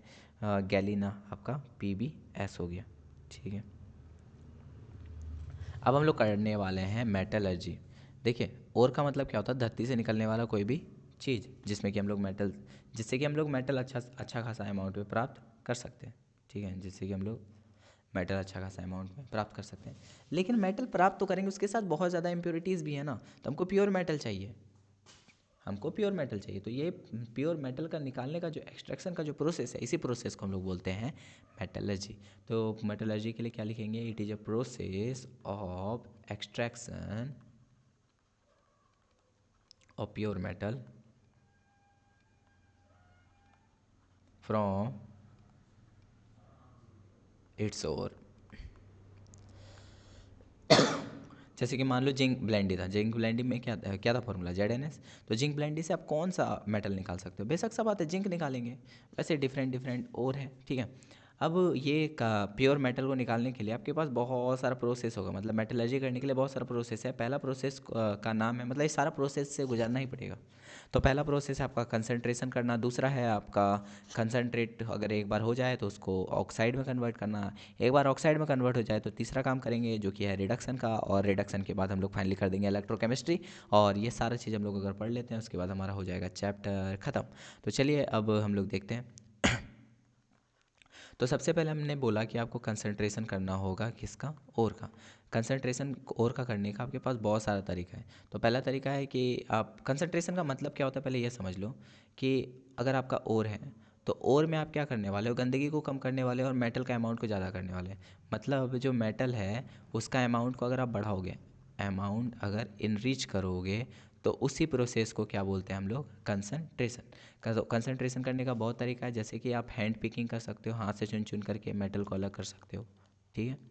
दूसरा जो तरीका है वो है आपका ग्रेविटी सेपरेशन। चलिए ग्रेविटी सेपरेशन पहले एक बार लिख लेते हैं, उसके बाद देख लेंगे क्या क्या होता है ये। दूसरा है ग्रेविटी सेपरेशन। तीसरा जो है वो है आपका फ्रोथ फ्लोटेशन, फ्रोथ फ्लोटेशन। चौथा है आपका मैग्नेटिक सेपरेशन, मैग्नेटिक सेपरेशन।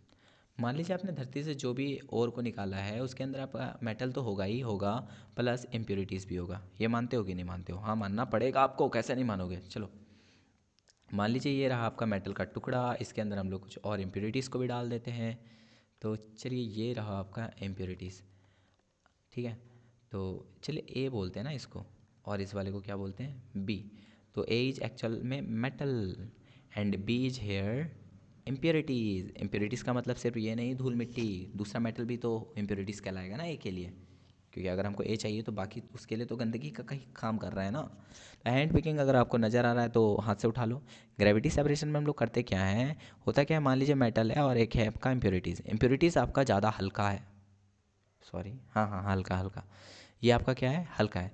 तो आप उसको पानी से धोगे तो सारा निकल जाएगा ना। जैसे कि मान लो ऐसा स्लोप सीढ़ी नुमा में स्ट्रक्चर बनाते हैं, टिश टिश टिश टिश, और यहाँ से हम पानी बरसात कर देते हैं, पानी नल का चला करके छोड़ देते हैं, और यहाँ पे आपने वो भी डाल दिया है और के साथ इम्प्योरिटीज़। अब जैसे पानी इसके ऊपर बह बह करके आगे जाएगा तो जो भारी चीज़ है वो तो नीचे ही रह जाएगा ना, यहाँ पे बैठ करके भारी चीज़ तो नीचे बैठ जाएगा, बाकी सब पानी बन करके बाहर निकल जाएगा। इसी चीज़ को हम लोग क्या बोलते हैं, ग्रेविटी सेपरेशन, ठीक है। तीसरा जो है आपका वो है आपका फ्रोथ फ्लोटेशन। इसमें आपको क्या याद रखना है, ये सब आपका बुक में तो नहीं है, तो बस एक तो याद रख लो, फ्रोथ फ्लोटेशन जो है वो स्पेशली सल्फाइड ओर के लिए किया जाता है। It is done for sulphide और it is done for sulphide ore. करते क्या है इसमें, इसमें क्या करते हैं, मान लीजिए कि ये रहा एक पानी से भरा हुआ टब, इसके अंदर हम लोग कुछ डाल देते हैं ऑयल वगैरह, पाइन ऑयल वगैरह, जिससे कि ये पूरा झाग झाग जैसा हो जाता है। इसके अंदर हम लोग डाल देते हैं मेटल और जो भी इम्प्योरिटीज़ होगा। तो मेटल क्या होगा, जो झाग झाग में क्या बोलते हैं, बबल जैसा निकलता है ना, द बबल में आपका सारा वो चले जाता है मेटल वगैरह सब, और उस बबल को हम लोग साइड निकाल लेते हैं, और जैसे बबल फूटता है तो सारा मेटल भी साइड हो जाता है। ये इंपॉर्टेंट नहीं है तो बस इसलिए हम ज़्यादा इसके बारे में कुछ कह नहीं रहे। तो हम तो बोलेंगे सबको, अगर आप स्किप भी करना चाहो तो कर सकते हो। चौथा जो तरीका है वो है आपका मैग्नेटिक सेपरेशन। मैग्नेटिक सेपरेशन आप तभी कर पाओगे, मान लो ए और बी, ए मेटल और बी आपका इम्प्योरिटीज़ है, ए या बी दोनों में से कोई एक तो आपका मैग्नेटिक नेचर का होना चाहिए। मैग्नेटिक नेचर कहने का मतलब है मैग्नेट से चिपकना चाहिए, दोनों में से कोई एक, दोनों नहीं कोई एक।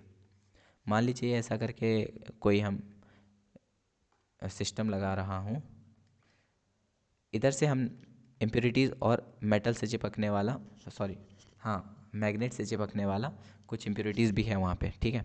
अब जब ये चलेगा तो मान लीजिए ये चल चल करके सारा चीज़ आ रहा है, और ये वाला जो रोलर है इसमें हम मैग्नेट सेट कर दिए एगो।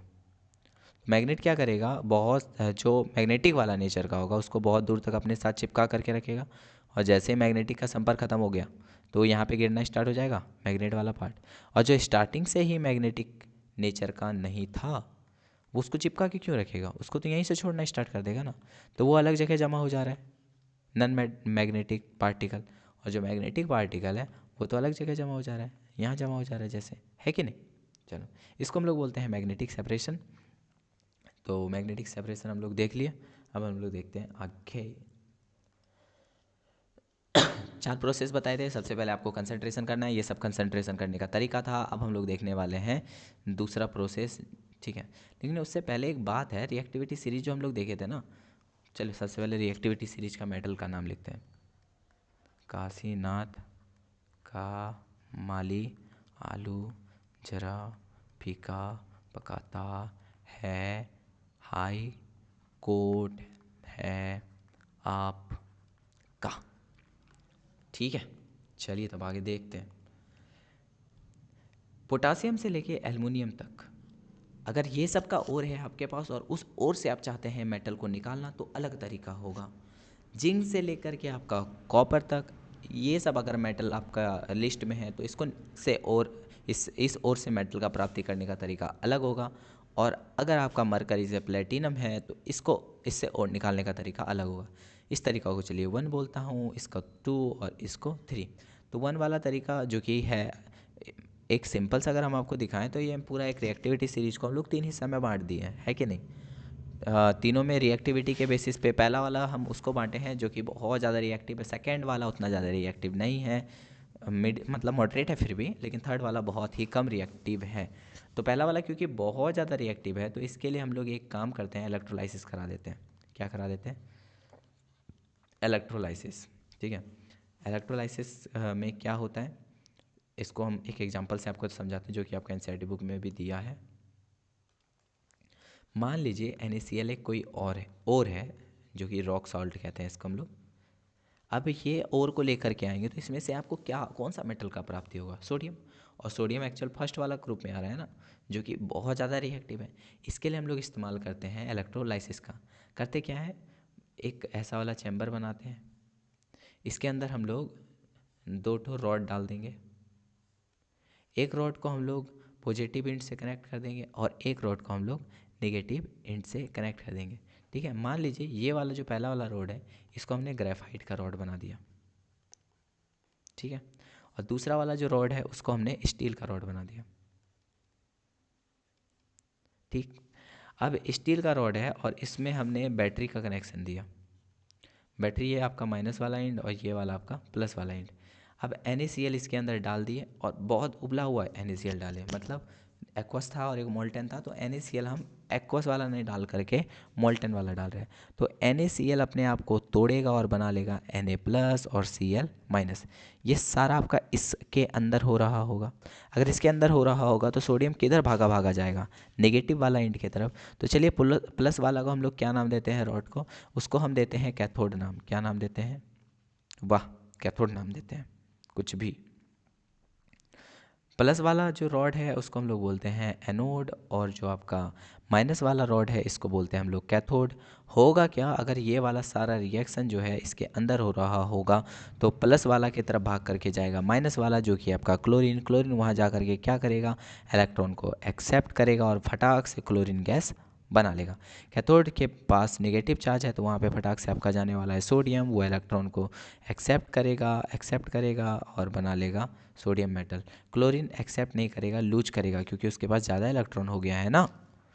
तो फिर यहाँ पे आपको हम पूछ सकते हैं कि एनोड पे क्या मिलेगा, तो आप बोलो क्लोरीन मिलेगा, और कैथोड पे क्या मिलेगा, वहाँ पे आपको मिलेगा सोडियम।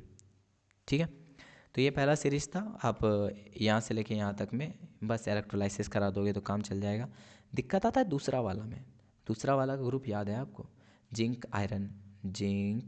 आयरन लीड और कॉपर वाला। इसका तो कहानियाँ अलग है। ठीक है, अगर मान लो ये सब का और आपको मिल जाता है सल्फाइड के फॉर्म में या फिर कार्बोनेट के फॉर्म में, इन सब का और किसके फॉर्म में मिल जा रहा है आपको नेचर में? अगर सल्फाइड के फॉर्म में या फिर मिल जा रहा है आपको कार्बोनेट के फॉर्म में। तो एक बात ध्यान रखना, सल्फाइड और से या कार्बोनेट और से मेटल का प्राप्त करना थोड़ा मुश्किल होता है, तो हम लोग इसको चेंज कर देते हैं ऑक्साइड का ओर में। कैसा ओर में? ऑक्साइड का। एक बार ऑक्साइड का ओर में चेंज हो जाए तो यहाँ से मेटल को प्राप्त करना बहुत ज़्यादा आसान हो जाता है। तो हम लोग अब हमारा मेन फंडा क्या रहेगा कि सल्फाइड अगर है तो सल्फाइड से हम ऑक्साइड में कैसे कन्वर्ट करें, या फिर अगर कार्बोनेट है तो कार्बोनेट से हम लोग ऑक्साइड में कन्वर्ट कैसे करें। तो करेंगे क्या, मान लीजिए कोई भी और है सल्फाइड, और दूसरी तरफ है क्या आपके पास कोई भी और है जो कि है कार्बोनेट, और उसको हमको किस में कन्वर्ट करना है? ऑक्साइड में। जैसे कि एक एग्जांपल देखते हैं, Cu2S, इससे हमको क्या बनाना होगा? कॉपर का ऑक्साइड। ये सल्फाइड है ना, हमको ऑक्साइड में कन्वर्ट करना है। अब ऑक्साइड में कन्वर्ट करने के लिए हमको ऑक्सीजन का ज़रूरत तो होगा ही होगा, तो यहाँ पे बन जाएगा आपका ऑक्साइड Cu2O, जो कि रिएक्शन गलत लिखे, CuO होगा। क्या बन जाएगा आपका? ऑक्साइड। और यहाँ से एक गैस बन जाता है SO2। कार्बोनेट के केस में क्या होता है, मान लीजिए CuCO3 था, ठीक है, अगर इसको आप सिर्फ हीट कर दोगे ना बिना ऑक्सीजन के प्रेजेंस में, तो ये बन जाएगा CuO और बन जाएगा आपका CO2।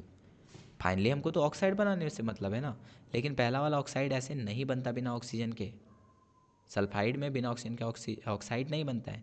यहाँ पहले से क्योंकि ऑक्सीजन मौजूद है तो ऑक्साइड बन जाता है। तो कुछ कुछ डिफरेंस याद रखना है। सल्फाइड और कार्बोनेट और दोनों के केस में हम लोग हीट करते हैं, दोनों एक तरीका है, ठीक है। लेकिन सल्फाइड के केस में अगर और को हीट करेंगे तो उस हीटिंग का एक स्पेशल नाम हो जाएगा रोस्टिंग। और कार्बोनेट और को अगर आप हीट कर रहे होगे तो उस हीटिंग का नाम होगा कैल्सिनेशन, कैल्सिनेशन, ठीक है। हाँ ठीक है, को याद रखना है। तो आपसे पूछ सकता है रोस्टिंग और कैल्सिनेशन क्या होता है, तो बोल देना रोस्टिंग का मतलब सल्फाइड और का heating in the presence of oxygen. वैसे ही आपका कैल्सिनेशन में भी पूछ सकता है, ठीक है। अब जब एक बार आपका यहाँ तक आ गया, ये सारा मेटल किस में कन्वर्ट हो गया, ऑक्साइड में। हम तो ये बोले ना, ये सारा मेटल को ऑक्साइड में अगर आप कन्वर्ट कर दो तो वहाँ से आपका मेटल में ले जाना ज़्यादा आसान होता है। तो अब हम लोग ऑक्साइड में तो कन्वर्ट कर ही दिए, अब ऑक्साइड से क्यों ना हम मेटल में कन्वर्ट करें। तो अब देखो ऑक्साइड से डायरेक्ट तो भैया मेटल में कन्वर्ट होगा नहीं, क्योंकि देखिए मान लीजिए ये मेटल का ऑक्साइड है, मेटल ऑक्साइड है, आपको सिर्फ मेटल चाहिए। तो मेटल में अगर चाहिए तो ऑक्साइड को हटाना भी तो पड़ेगा, और ऑक्साइड का हटाना क्या कहलाएगा, रिडक्शन। ऑक्सीजन का हटना क्या कहलाएगा, रिडक्शन। तो हटाने के पास आपके पास तीन तरीका है, हटाने का तरीका आपके पास तीन है। पहला जो तरीका है वो आप रिड्यूसिंग एजेंट का इस्तेमाल करो। रिड्यूसिंग एजेंट अगर आप इस्तेमाल करते हो, रिड्यूसिंग एजेंट का कुछ एग्जांपल है, जैसे मान लो कि कार्बन है, कार्बन मोनोऑक्साइड है, इन सब का इस्तेमाल करते हो, ऑक्साइड में डालते हो तो फिर वो रिड्यूस हो जाएगा। दूसरा तरीका क्या है आपके पास, आपके पास है सेल्फ रिडक्शन करने का। क्या होता है सेल्फ रिडक्शन, अपने आप रिडक्शन हो जाएगा, आपको कोई टेंशन लेने का ज़रूरत है ही नहीं, सिर्फ आपको हीट करते रहना है, ठीक है। तीसरा जो है आपका मोर रिएक्टिव एलिमेंट को आप ले आओ, मोर रिएक्टिव मेटल को ले आओ और फिर कर लो। जैसे कि पहला वाला देखते हैं, पहला वाला एग्जांपल हम लोग देखते हैं। मान लीजिए लीड का ऑक्साइड है PbO, कलर चेंज करना चाहिए ना हमको, कर लेते हैं।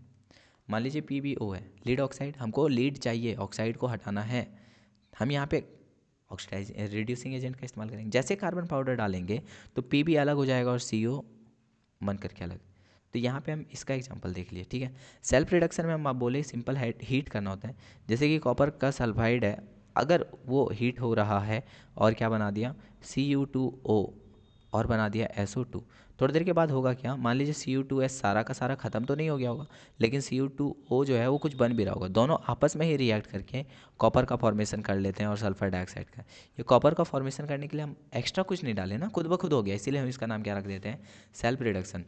मोर रिएक्टिव एलिमेंट से कैसे होता है, मोर रिएक्टिव एलिमेंट से आपका एक एग्जांपल बताते हैं, यहाँ लिखते हैं चलिए। हाँ मान लीजिए मैंगनीज है, मैंगनीज का ऑक्साइड, अगर वो एल्युमिनियम के साथ रिएक्ट करता है, क्योंकि मैंगनीज और एल्युमिनियम में ज़्यादा रिएक्टिव एल्युमिनियम है, तो मैंगनीज अलग हो जाएगा, एल्युमिनियम उसका खुद का जगह ले लेगा और बना लेगा Al2O3 और बहुत सारा हीट निकालेगा। क्या मैंगनीज आप अलग नहीं कर पाए इस वाले कंपाउंड में से, हाँ बेशक सब बात है, कर लिया आपने, कर लिया। तो इस वाले रिडक्शन को हम लोग बोलते हैं reduction by more reactive metal, ठीक है। चलिए अब आगे देखते हैं। अब मोर रिएक्टिव मेटल में ही आप एक बात और बताते हैं, देखिए होता क्या है। चलिए आगे वाला स्लाइड देखते हैं। ये रहा रेलवे का ट्रैक, ठीक है। रेलवे का ट्रैक कभी कभी एक क्रैक हो जाता है, ये रेलवे का ट्रैक है तो यहाँ पे कुछ क्रैक आ जाएगा। तो क्रैक करने के लिए हम वेल्डिंग कर सकते हैं ना, वेल्डिंग कैसे करें वहाँ पे, तो वेल्डिंग ना करके हम वहाँ पे क्या करते हैं, मान लीजिए ये पहले से जो है आयरन है, आयरन का ऑक्साइड Fe2O3, अरे पत्रे तो लोहा का ही रहता है ना। तो उसमें अगर हम लोग एल्युमिनियम छीट दें, तो एल्युमिनियम छीटेंगे तो बन जाएगा आपका Al2O3 और बन जाएगा आपका Fe, बहुत सारा हीट निकलेगा। वो हीट जो है आयरन को पिघला देगा और फिर ये जो क्रैक है वो आपस में भरना स्टार्ट हो जाएगा। इस रिएक्शन का एक स्पेशल सा नाम भी है जिसको बोलते हैं थर्माइट रिएक्शन। क्या बोलते हैं उसको हम लोग, थर्माइट रिएक्शन। और पूछ भी सकता है थर्माइट रिएक्शन का एप्लीकेशन क्या है, तो बोल देना join the railway station, railway station, वाह रेलवे ट्रैक, क्या क्या हम बोल रहे हैं रे, हाँ to join the railway track. अब थोड़ा सा देखो, थोड़ा दिखाते हैं आपको।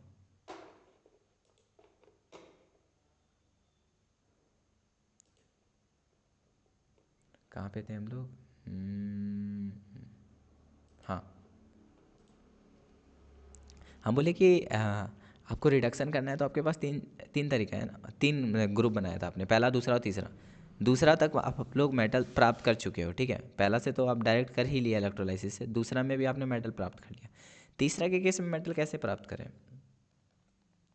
तीसरा के केस में मेटल प्राप्त कैसे करें? थोड़ा हैंग हो गया क्या? हम जान रहे थे हैंग हो गया, एक बाइक में इतना सारा खुल गया। चलिए ठीक है, कोई बात नहीं।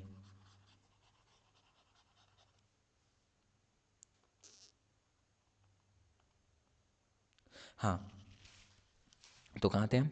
तो हम बोल रहे थे इसको थर्माइट रिएक्शन बोल देते हैं। और तीसरा हम बोले कि लोअर रिएक्टिव मेटल्स बच गए हैं।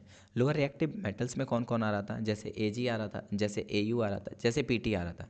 इन सब का अगर सल्फाइड ऑक्साइड जो भी है, तो इनको हम लोग कैसे मेटल में कन्वर्ट करेंगे? तो इसमें तो कोई टेंशन ही नहीं होता है। जैसे मान लीजिए HgS है आपके पास। ओ भाई, इसका याद रखना, इसका नाम सीना बार होता है। क्या होता है? सीने बार होता है। जब आप इसको हीट करते हो ना, जब आप इसको हीट करते हो तो ये अपने आप ऑक्साइड में कन्वर्ट हो जाता है। बेसिक सा बात है, ऑक्सीजन ले लेता होगा एनवायरनमेंट से और SO2 बन जाता है। फिर हम इसको फिर से हीट करते हैं। जब इसको हीट करते रहते हैं तो ये HgO जो है Hg में कन्वर्ट हो जाता है, ठीक है, और O2। तो क्या Hg नहीं मिल गया? क्या करें हम? सिर्फ हीट ही ना किए। लोअर रिएक्टिव वाला एलिमेंट से मेटल प्राप्त करना बहुत ही ज़्यादा आसान है, ठीक है। लेकिन अब लास्ट और आखिरी टॉपिक जो कि है चौथा नंबर।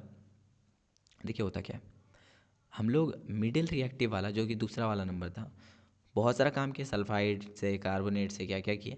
फाइनली हम लोग मेटल लेके आए। अभी भी हम लोग ये Hg मेटल लेकर के आए, लोअर रिएक्टिव वाला मेटल से भी मेटल लेकर के आए।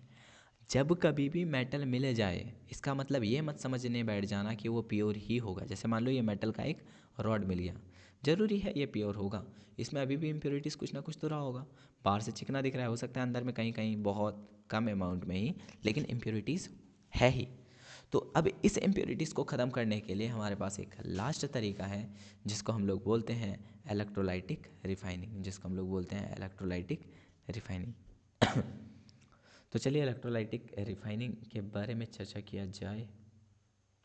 मेरे पास पेज की कमी पड़ गई है, कोई बात नहीं, we can add more page.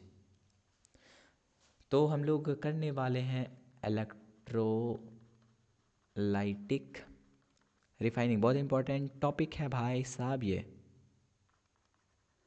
यहाँ ऐप क्यों नहीं लिखा रहा है? इलेक्ट्रोलाइटिक रिफाइनिंग, इसमें करते क्या है? एक ऐसे ही एक चैम्बर बनाते हैं। इस चैम्बर में आप 2 रॉड रखोगे। अब ये रॉड किस चीज़ का बना होगा, इस बात का अभी हम बताएंगे, खुलासा करेंगे। एक रॉड को आप प्लस वाला एंड से जोड़ोगे और एक रॉड को आप माइनस वाला एंड से जोड़ोगे। जिस वाले रॉड को आप प्लस वाले एंड से जोड़ रहे हो, जिस वाले रॉड को आप प्लस वाले एंड से जोड़ रहे हो, उस वाले को आप बोलोगे एनोड रॉड। और जिस वाले रॉड को आप माइनस वाले से जोड़ रहे हो, उसको आप बोलोगे कैथोड, ठीक है। अब मान लीजिए कोई एक मेटल है कॉपर। कॉपर आपने प्राप्त किया, लेकिन जो प्राप्त किया आपने वो इम्प्योर है, लेकिन अभी आपको प्योरिटी चाहिए, ठीक है। और क्या बोलते हैं, थोड़ा मोड़ा कॉपर तो आपके पास पहले भी रहा होगा ना, ओरिजिनल प्योर वाला, ठीक है। तो आप क्या करो, जो इम्प्योर कॉपर है उसको आप जोड़ दो इस प्लस वाले एंड से। तो इसका मतलब ये जो एनोड में है, ये क्या हो जाएगा आपका? Impure metal. क्या जोड़ना होता है हमको? इम्प्योर मेटल, जो कि यहाँ पे क्या है आपका? कॉपर। स्पेलिंग भैया, COPPER, कॉपर। और कैथोड पे जो आपका थोड़ा बहुत प्योर वाला है, तो वो प्योर मेटल डाल दो, प्योर मेटल, जो कि हो जाएगा कॉपर ही। अगर कॉपर निकाल रहे हो तो कॉपर ही डालोगे ना। इसके अंदर फिर आपको डालना है एक सॉल्यूशन, जिसको हम लोग बोलेंगे इलेक्ट्रोलाइट। क्या नाम देंगे उसका हम? इलेक्ट्रोलाइट। इलेक्ट्रोलाइट में ये बात का ध्यान रखना है, जिस मेटल को आपको प्योर करना है उसी मेटल का कुछ बना हुआ होना चाहिए। जैसे अगर यहाँ पे आप कॉपर का एक्सट्रैक्शन कर रहे हो, तो आपको क्या करना होगा? CuSO4 डाल सकते हो आप, या कॉपर सल्फेट, मतलब कॉपर है कि नहीं मौजूद है। चलिए एक आपको करके दिखाते हैं। तो ये बात ध्यान रखना है, एनोड इम्प्योर कहाँ पे बनाएंगे? एनोड पे हमेशा क्या लगाएंगे? Impure metal. क्या लगाएंगे? Impure metal. और कैथोड पे क्या लगाएंगे हम लोग? प्योर मेटल, जिसका हमको जो मेटल चाहिए हमको उसका, ठीक है। फिर यहाँ पे होगा कुछ रिएक्शन, कुछ एनोड पे रिएक्शन होगा और कुछ होगा आपका कैथोड पे। क्या होगा वो देखेंगे अच्छा से, लेकिन सबसे पहले आप ये याद रखो कि एनोड पे होता है आपका ऑक्सीडेशन, और ऑक्सीडेशन का मतलब क्या होता है, लॉस ऑफ इलेक्ट्रॉन। और कैथोड पे होगा आपका रिडक्शन, और रिडक्शन का मतलब होता है gain of electron, gain of electron. चलिए करके दिखाते हैं। कोई तो एक एग्जांपल मेटल के लिए लेना पड़ता कि नहीं पड़ता, तो हम कॉपर लेते हैं जो कि आपका एनसीईआरटी बुक में दिया है। ये है आपका एनोड और ये है आपका कैथोड। एनोड क्योंकि आपका ये इम्प्योर मेटल का बनेगा, तो हम ले लिए यहाँ पे इम्प्योर कॉपर। कैथोड क्योंकि ये प्योर कॉपर का बनेगा, तो लिख दिए यहाँ पे प्योर कॉपर। प्योर मेटल का बनेगा तो यहाँ पे लिख दिए प्योर कॉपर। फिर हमको याद आया कि इसके अंदर कुछ हमको लिक्विड भी डालना पड़ेगा, जो कि है आपका यहाँ पे कॉपर सल्फेट। एनोड पे रिएक्शन देखते हैं। एनोड में होता है क्या, ऑक्सीडेशन। एनोड के पास आपका है कॉपर, कॉपर टूटेगा, कॉपर से एक कॉपर एटम से 2 इलेक्ट्रॉन निकलेगा, तो उसके ऊपर चार्ज आ जाएगा +2। जैसे +2 चार्ज आएगा तो इससे झड़ करके कॉपर +2 इस लिक्विड में आ जाएगा। अब +2 चार्ज किधर की तरफ भागा जाएगा, माइनस वाला की तरफ। जैसे ये माइनस वाला के पास जाएगा तो हम लोग लिख देंगे कैथोड के पास भी कुछ रिएक्शन चल रहा है। कैथोड पे क्या होगा, ये कॉपर भागा गया। कौन सा कॉपर, देखिए हम दूसरा पीला कलर से दिखा रहे हैं। ये कॉपर यहाँ से निकला है और ये भागा वहाँ पे चला जाएगा। जैसे वहाँ जाएगा तो उसको वहाँ पे फटाक 2 इलेक्ट्रॉन मिल जाएगा और वहाँ पे Cu का फॉर्मेशन कर लेगा। तो इसका मतलब जो कॉपर यहाँ से निकला वो यहाँ पे आकर के जमा हो गया। सिमिलरली दूसरा निकलेगा, जमा हो जाएगा, तीसरा निकलेगा, जमा हो जाएगा। क्योंकि एनोड से बार बार कॉपर आपका निकलते जा रहा है, तो ये एनोड धीरे धीरे क्या हो जाएगा, पतला होने लग जाएगा, और ये जो आपका कैथोड है ये धीरे धीरे मोटा होने लग जाएगा। आप सोच रहे होगे फ़ायदा क्या हुआ, फ़ायदा क्या हुआ, फ़ायदा ही तो फ़ायदा हुआ। कैसे, देखो मान लो ये हम एनोड का फ़ोटो बना रहे हैं। एनोड में ये रहा कॉपर, ये रहा कॉपर, ये रहा कॉपर। जो गोल गोल एटम से बना रहे हैं ये सारा कॉपर है, ठीक है, वाइट से बना रहे हैं। अब जो ये ब्लू ब्लू सा दिख रहा है ये है आपका इम्प्योरिटीज़। अगर मान लो कि इसमें से कॉपर को हम सारा को बाहर निकाल दें, सारा वाइट वाला को बाहर निकाल दें, तो ये ब्लू वाला कहाँ पे आ जाएगा, नीचे ज़मीन पे गिरेगा। तो ये यहाँ से ज़मीन पे गिर के इम्प्योरिटीज़ यहाँ पे इकट्ठा कर देता है। क्योंकि एनोड के नीचे गिर रहा है इसीलिए हम इसको बोलते हैं एनोड मड। एनोड का गंदगी है यहाँ पे ना, इसको क्या बोलेंगे हम लोग, एनोड मड। क्लियर है, चलो। और जो सॉल्युबल इम्प्योरिटीज़ होगा वो तो लिक्विड में मिल ही जाएगा। तो ये होता है आपका क्या बोलते हैं, इलेक्ट्रो रिफाइनिंग। और फिर यहाँ पे जब आपका कैथोड बहुत सारा मोटा सा हो जाएगा ना, तो आप चेंज कर लो या फिर निकाल लो, ठीक है। तो ये था आपका इलेक्ट्रोलाइटिक। अब थोड़ा सा कुछ और बचता है एक टॉपिक, जो कि आपका कोरोजन। कोरोजन होता क्या है, मेटल का ख़राब हो जाना। मेटल धीरे धीरे डल हो जाता है स्लोली, घर जंग वगैरह सब सुना होगा आपने। तो एक रस्ट का कुछ एक्सपेरिमेंट आपका बुक लिखता है कि एक 3 हम लोग ऐसा चैम्बर बनाते हैं, तीनों के अंदर एक फ्रेश वो डाल देते हैं, क्या बोलते हैं, काटी, नेल। पहला वाला में देखते हैं कि पानी भी रहता है मौजूद और आपका एयर भी रहता है, तो उसके केस में जंग लग जाता है। दूसरे के केस में देखते हैं पानी रहता है लेकिन वहाँ पे आपका एयर नहीं रहता है, तो उसके केस में जंग नहीं लगता है, ठीक है। तीसरे केस में देखते हैं कि एयर रहता है लेकिन पानी नहीं रहता है, तो उसके केस में भी जंग नहीं लगता है। इससे हम लोग को ये पता चल जाता है कि पानी और एयर दोनों ज़रूरत है रस्ट करने के लिए। तो air and water both together अगर होगा तो रस्ट होगा, नहीं तो नहीं होगा। कोरोजन मतलब मेटल का ख़राब होना होता है। मेटल तो आपका कॉपर भी होता है, सिल्वर भी होता है और आयरन भी होता है। तो जब मेटल ख़राब हो जाएगा, ठीक है, तो उसका कुछ कुछ सरफेस ख़राब दूसरे कलर में दिखने लगेगा। कॉपर का सरफेस हो जाएगा ग्रीन और ब्लैक कलर हो जाएगा सिल्वर, और आयरन का रस्ट हो जाना मतलब ब्राउन कलर का कुछ हो जाता है। तो कुछ कुछ फार्मूला है, ये सब देख लेना। अगर आपको कोरोजन से बचना है या फिर अपना आर्टिकल को बचाना है, तो बचाने के लिए आप कुछ काम कर सकते हो, ठीक है। बार बार वही वाला हम लिए और वही वाला चुन करके आ गए, चलो। तो जैसे कि आप अपने आर्टिकल को पेंट कर सकते हो या फिर उसके ऊपर ऑयल ग्रीसिंग कर सकते हो, गैल्वेनाइजेशन करते हो। गैल्वेनाइजेशन कहने का मतलब है जो भी मेटल को आप बचाना चाहते हो उसके ऊपर जिंक दूसरा मेटल जो कि जिंक है उसका एक लेयर चढ़ा दो, ठीक है। या फिर चौथा काम क्या कर सकते हो, एलॉय बना सकते हो। एलॉय क्या होता है, एलॉय एक्चुअल में मिक्सर होता है। एलॉय क्या होता है, एक मिक्सचर होता है, होमोजेनस मिक्सचर। मान लो मेटल और मेटल को आपस में मिला करके कुछ नया बना दिया, उसको एलॉय बोल सकते हैं। या मेटल मेटल को मिला करके, मेटल नन मेटल को मिला करके, अगर जब आप ऐसा करोगे तो जो नया चीज़ बनेगा उसका वो कोरोजन से तो बचेगा ही, उसके ऊपर नया ताकत ज़्यादा आ जाएगा, ज़्यादा हार्ड हो जाएगा, ज़्यादा साइन करेगा और टेंसाइल स्ट्रेंथ भी ज़्यादा रहेगा। प्रिपेयर करने का तरीका आपका एनसीईआरटी बुक लिखता है कि सबसे पहले जो पहला मेटल है या जिसको हम लोग प्राइमरी मेटल का नाम दे रहे हैं उसको क्या करो, उसको आप पिघलाओ, ठीक है। फिर उसके अंदर आप क्या करो, अदर दूसरा मेटल को एक डिफिनिट अमाउंट में, ये नहीं कि बहुत ज़्यादा अमाउंट में डाल दिए, कुछ डिफिनिट अमाउंट में उसको मिला दो, ठीक है, कुछ एक फिक्स प्रोपोर्शन में। उसके बाद दोनों मेटल को थोड़ी देर के लिए रूम टेम्परेचर पे ठंडा होने के लिए छोड़ दो। फिर जो चीज़ बन जाएगा वो आपका एलॉय होगा, ठीक। जो चीज़ बन जाएगा वो आपका क्या होगा, एलॉय होगा।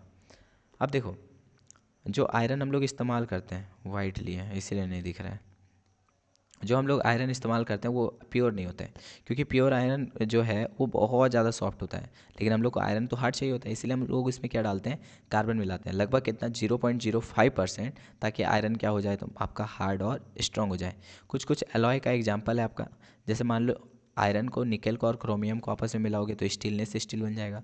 कॉपर जिंक को मिलाओगे तो ब्रास बन जाएगा। कॉपर टीन को मिलाओगे तो ब्रॉन्ज बन जाएगा। लीड और टीन को मिलाओगे तो सोल्डर बन जाएगा। एक बात और याद रखना है कि जब कभी भी मरकरी, कोई भी मेटल का मरकरी के साथ मिला करके कोई एलॉय बनाओगे तो उसको हम लोग नाम देंगे अमलगम। जैसे कि मरकरी है, कॉपर के साथ मिला दिए, क्या नाम देंगे उसको, अमलगम। मरकरी है, आयरन के साथ मिला दिए तो उसका नाम क्या देंगे हम लोग, अमलगम। और फाइनली लास्ट ये चीज़ हम लोग जिसको समरी बोलते हैं, मान लीजिए आपने ज़मीन से निकाला और का आपने सबसे पहले क्या किया था, कंसंट्रेशन किया। और फिर मेटल को हम लोग बोले कि 3 पार्ट में बांट सकते हैं। पहला तो बहुत ज़्यादा रिएक्टिव वाला, दूसरा है मीडियम रिएक्टिव वाला और तीसरा है बहुत लो रिएक्टिव वाला। जो बहुत ज़्यादा रिएक्टिव है तो उसके लिए क्या ही टेंशन है, उसके लिए बस आप क्या कर दो, इलेक्ट्रोलाइसिस करा दो और आपको प्योर मेटल मिल जाएगा। बहुत लो रिएक्टिव वाला मेटल है तो हो सकता है वो सल्फाइड ओर में मिले, हम लोग ये भी पढ़े थे, अगर सल्फाइड ओर में मिलेगा तो हम लोग उसका रोस्टिंग करेंगे, ठीक है। रोस्टिंग और कैल्सिनेशन वो बताए थे कि नहीं रे, ओ भैया देखने दो, हाँ लिखे तो हैं, कैसे बोलते हो, बस आपने बोला तो नहीं है। चलो ठीक है, देखते हैं कहाँ भाग जाते हैं।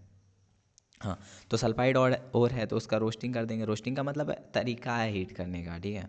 तो रोस्ट हो गया, रोस्ट होने के बाद मेटल मिलेगा और मेटल को थोड़ा आप रिफाइन वगैरह कर दो, जो इलेक्ट्रो रिफाइनिंग अभी अभी अभी अभी पढ़ा हमने, ठीक है। अब देखो बीच में अगर बात करें, मीडियम रिएक्टिविटी मेटल जो रहता है तो हो सकता है वो कार्बोनेट ओर के फॉर्म में मिले या फिर मिल सकता है वो सल्फाइड ओर के फॉर्म में। कार्बोनेट ओर के फॉर्म में मिलेगा तो आप उसका कैल्सिनेशन कर सकते हो, और सल्फाइड के फॉर्म में मिलेगा तो रोस्टिंग।